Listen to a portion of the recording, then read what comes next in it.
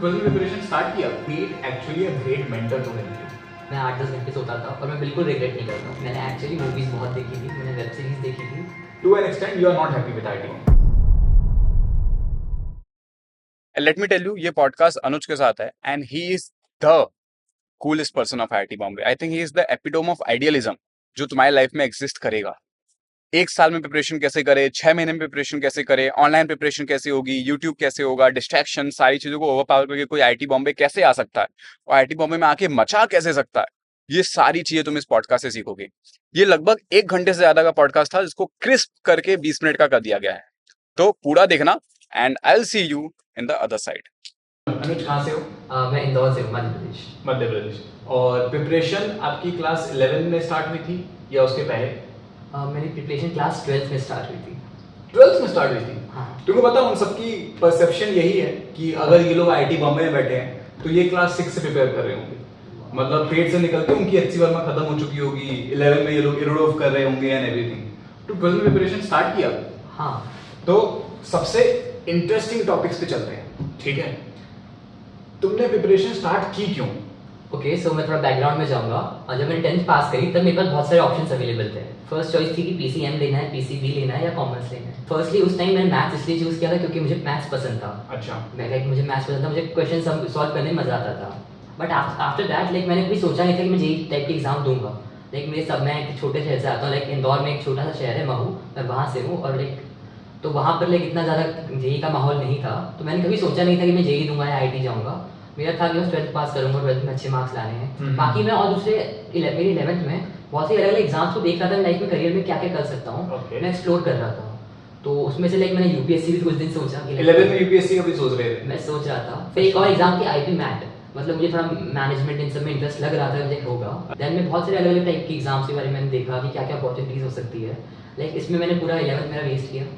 और उस टाइम शायद कोविड भी चल रहा था, तो स्कूल भी जाने को नहीं था, तो केवल मैंने पूरा 11th ऐसे ही वेस्ट किया। देन 11th के एंड में मैंने सोचा कि अगर हम फिजिक्स केमिस्ट्री मैथ्स पढ़ ही रहे हैं तो let's try to give JEE.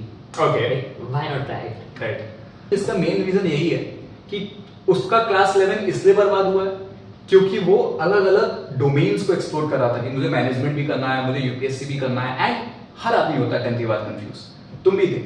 But तुम अपने कंफ्यूजन के कारण गेम डाउनलोड कर चुके थे, तुम इंस्टाग्राम रील्स देख रहे थे। बट इसने क्या किया, and that's the key reason तुम्हारे और इसके बीच डिफरेंस है। बट ज्यादा बड़ा नहीं है क्योंकि एट लास्ट दोनों का ही बैकलॉग है। अब तुम 12th में आए हो, फेयर डील। फर्स्टली मैं आपकी पहली बात का कॉन्ट्राडिक्ट करूंगा कि मैंने ऐसा नहीं 11th में केवल एक्सप्लोरेशन किया और केवल प्रोडक्टिव चीज़ें ही करी थी। मैंने एक्चुअली मूवीज़ बहुत देखी थी, मैंने वेब सीरीज़ देखी थी, मैंने महाभारत पूरी देख ली थी, पूरी सीरीज 266 समथिंग एपिसोड्स थे। तो ऐसा नहीं है, मैंने टाइम बहुत ज़्यादा प्रोडक्टिव काम किया था 11th में। तो जब मैं 12th में आया तब मेरा पूरा 11th बैकलॉग था। मुझे मैथमेटिक्स आती थी, मुझे मैथमेटिक्स में इंटरेस्ट था। 11th की मैथमेटिक्स मैंने कर रखी थी, बट वो था are D Sharma level. And if since आप लोग जेईई पढ़ रहे हो तो मुझे आप लोगों को पता होगा कि आर डी शर्मा का लेवल सीबीएसई बोर्ड से ज़्यादा नहीं होता। बट सिंस जब मैंने 12th का सिलेबस देखा, जब जेईई के मैंने कुछ क्वेश्चन ट्राई किए इवन 11th के ही, तो मुझे समझ आया कि R D Sharma level is nothing for JEE, even for JEE mains. So I have to do something, I have to level up. But at the same time I realise that मेरी physics chemistry तो मुझे बिल्कुल आती ही नहीं है 11th की। Seriously मैं zero था। तो मेरे पास 12th में पूरा बैकलॉग बचा हुआ था। मतलब मुझे पूरा मैथमेटिक्स भी पढ़ना था, फिजिक्स भी, केमिस्ट्री भी, और साथ में मेरा जो सिलेबस चल रहा है वो भी। तो फिर मैंने वही डिसीजन लिया, सब लेते हैं, मैंने कोचिंग ज्वाइन करी। ऑनलाइन कोचिंग थी कि ऑफलाइन? ऑफलाइन थी। ऑफलाइन थी। क्या नाम था? आकाश। आकाश से पढ़े हो? कुछ टीचर्स थी जिन्होंने मेरी काफ़ी हेल्प करी है, स्पेशली अभिषेक सर जिन्होंने मैथमेटिक्स पढ़ाया, एंड चिन्मय सर जिन्होंने फिजिक्स पढ़ाया। तो ये 2 टीचर्स थे जिन्होंने बहुत हेल्प करी, एंड विकास सर जिन्होंने केमिस्ट्री पढ़ाया था। तो इन्होंने मेंटरशिप बहुत दी है। But since mostly game self study का होता है, ये मैं देखा हूँ लाइफ में कि you need actually a great mentor to help you. तुम्हारे कोचिंग में भी बहुत सारे टीचर्स होंगे जिनके साथ तुम बात करने से डरते हो, but if you do so, अगर तुम एक बार के लिए करेज निकालते हो तो वो तुम्हारी लाइफ सेट कर सकते हैं। मुझे पता चला कि मैं जिस क्लास में हूँ वहाँ पर लेवल बहुत कम है और मैं शायद मुझे इम्प्रूव करना है, तो मुझे थोड़ा खुद एक्स्ट्रा मेहनत करनी होगी। देन मैंने कोचिंग जाना कम कर दिया था। बट मैं जितने भी कोचिंग में टेस्ट हुए और जितने भी एग्जाम्स हुए वो मैंने सारे दिए। That's great. अच्छा, मतलब एग्जाम देने से नहीं डरते थे एटलीस्ट। अपने लाइफ में कभी नेगेटिव मार्क्स देखे हैं? जी, एडवांस टेस्ट में आए हैं। तो उसके बाद नहीं लगा कि चल नेक्स्ट तो नहीं दूंगा? क्योंकि मेरा तो बहुत होता था। बहुत सारे स्टूडेंट्स मुझे मैसेज करते हैं कि भैया मैं टेस्ट देना छोड़ चुका हूँ, मैं 2 महीना पढ़ाई करूंगा उसके बाद टेस्ट दूंगा। बट वो फिर कभी टेस्ट देती नहीं क्योंकि उनमें डर आ जाता है। तो ये एक्चुअली वर्ल्ड प्रॉब्लम है कि क्या किया जाए। अपना बता क्या किया जाए। लाइक मुझे मैं तो जीरो से स्टार्ट किया था। मैं एक्सपेक्ट करता था कि मेरे मार्क्स तो कम ही आएंगे, मुझे पता था। ठीक है। तो स्टार्टिंग में जब मैंने परफॉर्म किया, लाइक स्टार्टिंग में मार्क्स कम आए, देन धीरे धीरे मैं 2-3 महीने थोड़ा ग्रो करने लगा। क्लास में लाइक मेरी रैंक 1 आने लग गई थी फिर क्लास में मेरी। देन उसके बाद मैं थोड़ा धीरे धीरे आगे गया, तो मेरे मेंस टाइप के एग्जाम्स अच्छे मार्क्स आ रहे थे, बट एडवांस के मार्क्स मेरे बहुत गंदे आ रहे थे। मतलब इवन नेगेटिव भी आए हैं कुछ उस टाइम, जब स्टार्टिंग में 11th के मिड में एडवांस के मार्क्स मेरे नेगेटिव भी आए हैं। तो लाइक मुझे लगता था कि मैं क्या कर रहा हूँ, एडवांस में से होगा तो नहीं, क्यों ही ट्राई कर रहा हूँ। तो ये सीन होता था, बट स्टिल जब मुझे लगता था कि एट द एंड पेपर देने में प्रॉब्लम क्या है, मैं यूं भी जीरो पे हूँ, पेपर दे दिया एटलीस्ट समझ आ जाएगा किस लेवल पे हो, एंड क्वेश्चंस कुछ नए मिल जाते हैं पेपर में। एक बार ट्राई करके देखते हैं, नया एक्सपीरियंस ही होगा, ज़्यादा से ज़्यादा क्या होगा। इंटरेस्टिंग। तो अब मैं तुम्हारा फेवरेट सवाल पूछने वाला हूँ, बैकलॉग्स कैसे खत्म करें। 12th में बैठे बैठे 12th का सिलेबस कंप्लीट करना, 11th का सिलेबस कंप्लीट करना, कोचिंग के साथ साइमल्टेनियसली काम करना, ये दोनों साथ में कैसे चल रहा था, आप बताओ। ओके, तो मैं एक आंसर देने वाला हूँ जो मे बी कंट्रोवर्शियल हो थोड़ा, बट आई गेस ये आप सबके लिए बेटर है। क्योंकि फर्स्टली मेरा आइडिया ये है कि आपको हमेशा कोचिंग से फास्ट चलना होगा, और 2x की स्पीड पर नहीं 3x की स्पीड पर। अगर आपकी कोचिंग में फिजिक्स का फर्स्ट चैप्टर चल रहा है, तो अब तो यूट्यूब पर इतने रिसोर्सेज अवेलेबल है। मैं तो बोल रहा हूँ बस जाओ, आप यूट्यूब खोलो, आपका 12th का चैप्टर आपके टीचर से पहले खत्म करो, आप उसी टाइम 11th तक इक्विवेलेंट चैप्टर खत्म करो, एंड देन दोनों के प्रॉपर क्वेश्चन जितने भी आपके मॉड्यूल्स में हैं वो सारे खत्म करने के बाद आप नेक्स्ट चैप्टर स्टार्ट करो आपके टीचर से पहले जो आपका 12th करा रहा है। राइट। तो मेरे हिसाब से आपको 3x की स्पीड पे चलना होगा। अच्छा। और अगर कोचिंग से कोप अप नहीं कर पाते हो, तो मैं कहूँगा कि आप सेल्फ स्टडी अगर आप कर सकते हो अच्छे, तो सेल्फ स्टडी से बेटर कुछ नहीं है जेईई प्रिपरेशन में। सेल्फ स्टडी के ऊपर आते हैं, तो तेरा सिलेबस लगभग कब तक खत्म हो गया था? मेरा सिलेबस काइंड ऑफ, मतलब मैंने स्टार्टिंग में थोड़ा एडवांस स्पेसिफिक फोकस नहीं किया था, तो मैंने जनवरी तक मेरा सिलेबस खत्म कर दिया था। मेंस के पहले? मेंस के पहले। वो जो लास्ट के चैप्टर्स होते हैं ना, केमिस्ट्री के बायोमोलिक्यूल्स और पॉलीमर्स, वो सब भी हो चुका था क्या? मेरा सिलेबस पूरा हो गया था एज इन मेंस लेवल पर। मैंने ज़्यादा एडवांस स्पेसिफिक नहीं गया था मैं। उसके बाद जब मेरा जेईई मेंस का रिजल्ट आया, देन मुझे एक बैच में शिफ्ट किया था, स्पॉटलाइट बैच में, आकाश वालों ने। ओके। तो उसके बाद मैंने थोड़ी एडवांस प्रिपरेशन स्टार्ट की थी।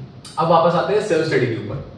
सेल्फ स्टडी इज समथिंग जो मैं भी इन सबको चिल्ला चिल्ला के बोलता हूँ, is one of the most important factor.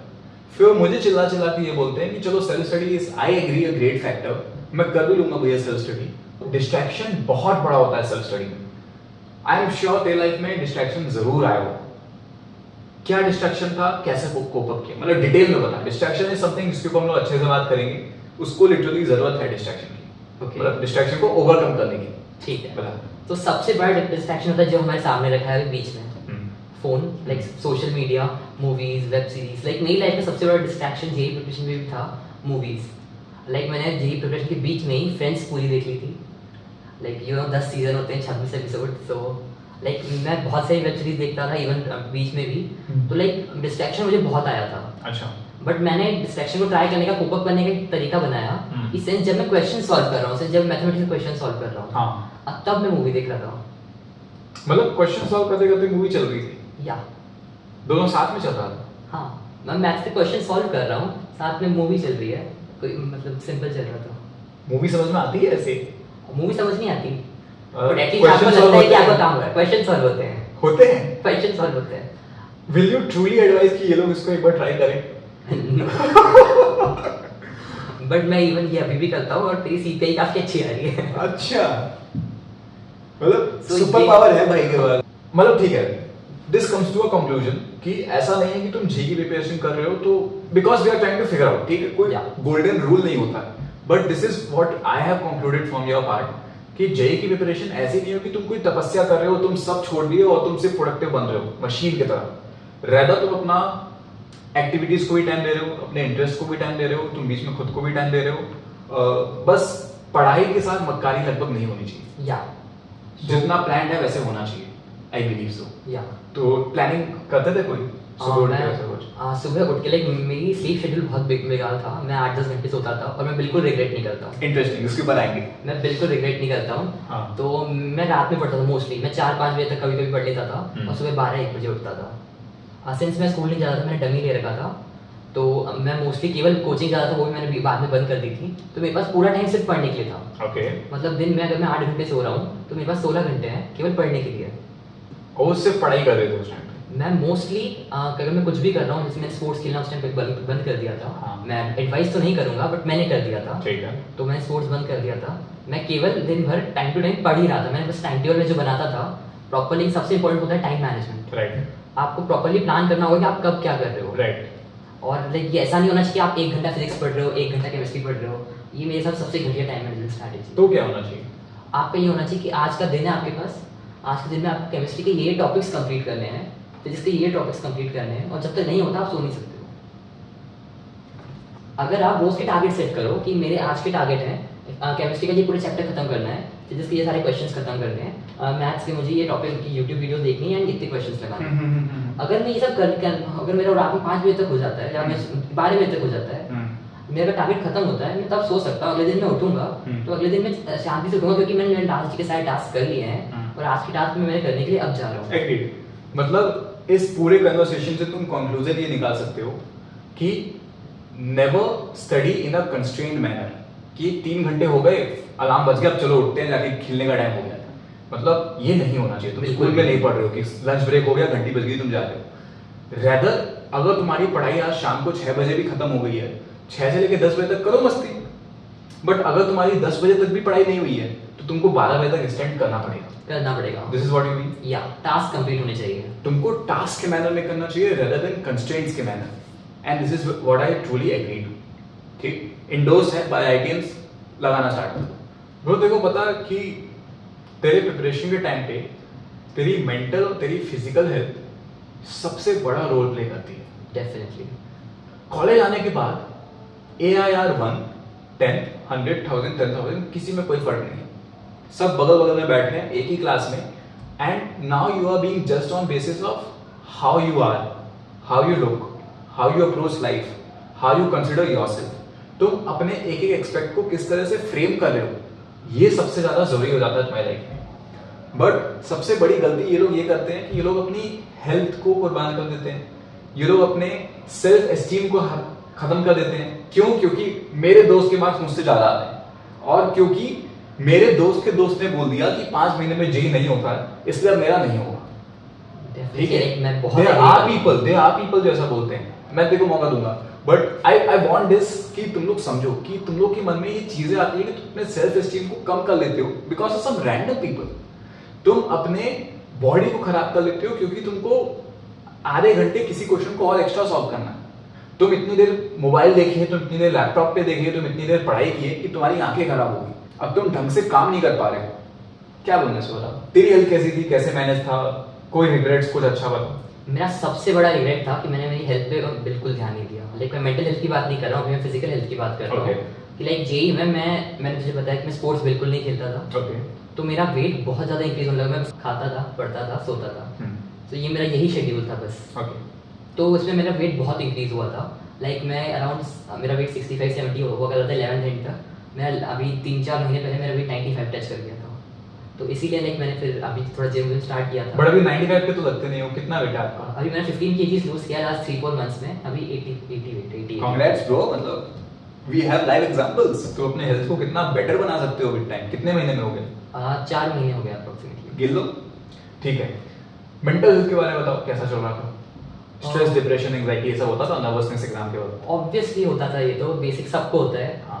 तो द थिंग इज कि मैं जहाँ से था वहाँ पे इतना ज़्यादा कुछ कंपटीशन था नहीं, तो मुझे इतना ज़्यादा कंपटीशन का इशू नहीं था। मुझे ये था कि मेरा होने नहीं वाला है। मुझे सीरियसली ये लगता था जेई मेंस तक तो कि आईआईटी तो मिलना नहीं है, हमें एनआईटी वगैरह मिलेगा, बट उसकी भी कोई श्योरिटी नहीं है। तो मेरा बस मुझे ये डर लगा रहता था कि मुझे होगा नहीं, मुझे कॉलेज नहीं मिलेगा, मेरा क्या होगा। लाइक घर वालों का बिजनेस तो है नहीं जो संभाल लेंगे, नौकरी नहीं मिलने वाली है, क्या होने वाला है लाइफ में। बट द थिंग इज कि कंटिन्यूसली आप करोगे, मेहनत करोगे तो एट द एंड रिजल्ट आता है। मतलब मैं 0 से स्टार्ट किया था 11th के एंड तक। मेरा जेई मेंस आते आते इतना लेवल हो गया था कि मुझे इतना श्योर था कि कोई एनआईटी तो मिल ही जाएगा। ठीक है। एंड जेई मेंस का रिजल्ट आया, देन थोड़ा कॉन्फिडेंस मेरा बूस्ट हुआ था कि हाँ कुछ तो हो सकता है जीवन में। ओके। तो फिर मैंने एडवांस ट्राई करना शुरू किया था। अब आते हैं बहुत इंटरेस्टिंग पार्ट के, इस पॉडकास्ट के। आईआईटी के बारे में जो परसेप्शन बना था इंटरनेट के थ्रू, यूट्यूब शॉर्ट्स के थ्रू, दोस्तों की और टीचर्स की बातें के थ्रू, क्योंकि वो लोग बहुत बड़ा मोटिवेट करते हैं, यहाँ आने के बाद क्या वो सेटिस्फाई हुआ? ओके, सो मुझे पता है मैं कंट्रोवर्शियल आंसर देने वाला हूँ, बट मैं इसको 2 केसेस में बोलूँगा। पहला कि आपको जो लगता है कि जॉब सेट है, जो परसेप्शन बनता है कि लाइफ सेट है, जॉब तो मिल ही जाती है 20-25 लाख की इजी हर आईआईटीएन को, तो ये बिल्कुल सही नहीं है। Okay. ये बिल्कुल झूठ है, ये पूरा फर्स्ट ईयर में आके सब सच्चाई पता चली है। बट अदर थिंग इज कि आईआईटी में आने के बाद जो लाइफ में मजे होते हैं, जो आपके फेस्ट होते हैं, मैं बिल्कुल एग्री करूंगा, वो हेवन है भाई। तुम मूड इंडिगो के बारे में पता हो यार, प्रॉपर 4 दिन का सपना होता है। मतलब मेरी लाइफ के वो बेस्ट 4 डेज थे, 4-5 डेज, डे 0 भी अगर हम काउंट करें।